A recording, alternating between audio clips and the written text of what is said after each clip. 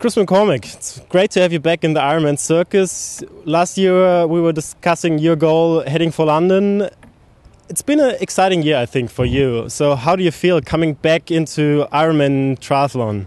Oh, it's been a different year. You know, last year I chased that Olympic goal of mine. I'd never been to an Olympic Games, and I got pretty close. I ended up being first reserve, and I think and if you looked at the Australian team, anyone could have gone. So they picked a worthy team.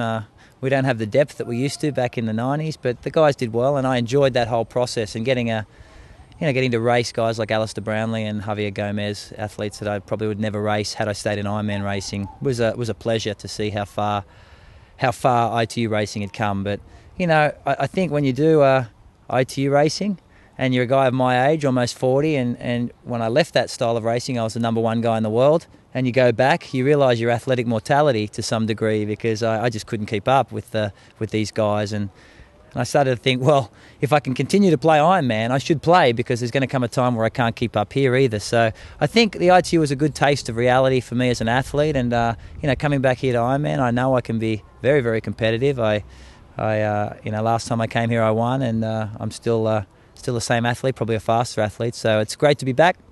I'm enjoying it. A lot more relaxed than years past, because I never thought I'd be here this year. So I'm looking forward to the challenge. Speaking of competitive race and competitive field, is it going to be experience against young and dynamic athletes coming from the 73 distance this year? Well, every year we try and speculate on who's going to do well here, and you've got to look at the last 5 years. The Australians have done well, and prior to that it was the Germans. It was very dominated by German athletes. So I think, and when you're mine and Crowe's age, I think the best thing for the sport, I don't like to say this because we both like to win this race, but it would be for a young guy to come through and start the next era of this sport. Someone like Sebi Keenlay, he's a debut athlete, but just to do something here and start to bring on some of the new names. I think Andreas Raelert is really at that critical point now where he either has to step up and win this race, or people are going to start to question whether he can. And I think it's a funny phase right now. You have got two older guys who have owned this race for 5 years and who are still capable of winning it this year. So experience plays for a lot in this event, but maybe the best thing for the sport would be for a young up-and-comer to do something amazing and really make a statement that we're onto a new era, like the Brownlees have done in the ITU.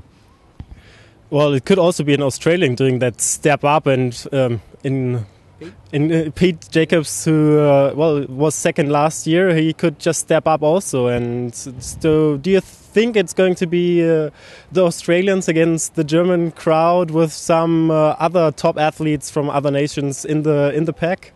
Well, it seems to have been that for the last 8 or 9 years. Pete Jacobs is a wonderful athlete. He's a very emotional. He races on a lot of emotion, and those guys can be very dangerous here because Kona is an emotional race. You go through a lot, and he tends to be very, very competitive here, very, very solid here as an athlete.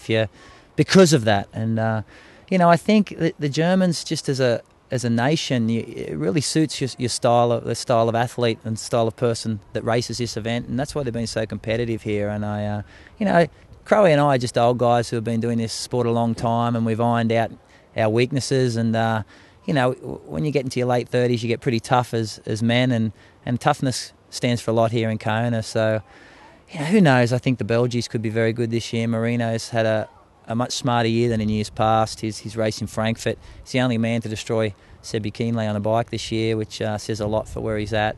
It comes down to whether these guys are prepared to pull the trigger. How far are they prepared to go?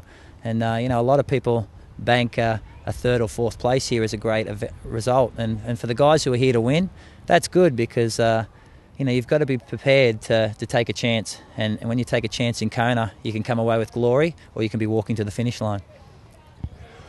You've walked in your first years here, and you've gone home with glory. So I wish you all the best to maybe take your next title, or maybe it's the last Ironman title. Will we see you again?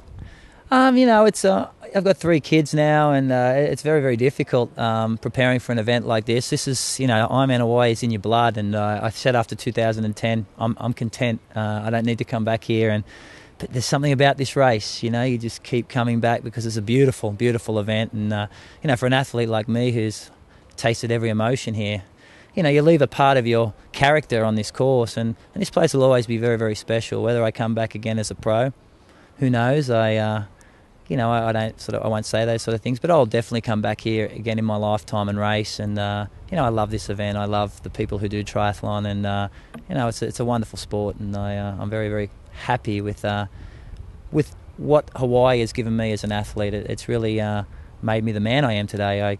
Changed me as a character, and this race does that to everybody. So 2012 will be a good year. I'm looking forward to it, and 2013 is another year. Who knows? I may be back. Well, thanks. We are enjoying you as character shaped from Ironman or triathlon itself, and wish you all the best for Saturday, and looking forward to another great race. Thank you. Cheers.